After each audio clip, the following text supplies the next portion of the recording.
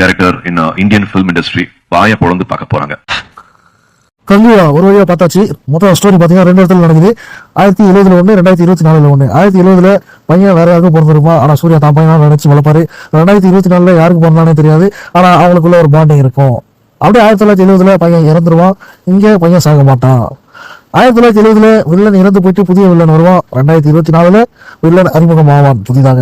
அவ்வளவுதான் ஸ்டோரி. மொத்தத்துல இந்த படம் எப்படி இருந்துச்சுன்னு கேட்டீங்கன்னா, டைரக்டர், ப்ரொடியூசர், ஹீரோ எல்லா இடத்துலயும் பில்டப் பண்ண மாதிரி இந்த படம் பூர்த்தி அடைஞ்சுதா அப்படின்னு கேட்டீங்கன்னா, ஒரு இடத்துல கூட படம் போர் அடிக்கல. காரணம் கேட்டீங்கன்னா டிஎஸ்பி. உங்களுக்கு போர் அடிக்கிற மாதிரி இருந்தீங்கன்னா வா, அது தூக்கம் வர மாதிரி இருந்தீங்கன்னா கங்கு வா. சோ அதனால ஒரு இடத்துலயும் போர் அடிக்கல, தூக்கம் வரல. ஆனா நமக்கு விருப்பம் மட்டும் அடிச்சுது. டிஎஸ்பி போர் அடிக்காம தூக்கம் வராம பாத்துட்டாரு. ஆனா மியூசிக்கா தலைவலி உண்டாக்கிட்டாரு. சூர்யா நடிப்பு நல்லா இருந்துச்சு. படத்துல ஒர்க் பண்ண எல்லாருமே செமையா ஒர்க் பண்ணிருக்காங்க. படத்துல கதை மட்டும் கிடையாது, டைரக்டர் மட்டும் சரியா ஒர்க் பண்ணல. மத்த எல்லாருடைய உழைப்புக்காகவும் இந்த படத்தை நம்ம கண்டிப்பா பார்க்கலாம். குடும்பத்தோட போய் தேட்டர்ல பாருங்க. இந்த வீடியோ பிடிச்சிருந்தா லைக் பண்ணி, கமெண்ட் பண்ணி, ஷேர் பண்ணுங்க. மறக்காம சப்ஸ்கிரைப் பண்ணிட்டு பாருங்க.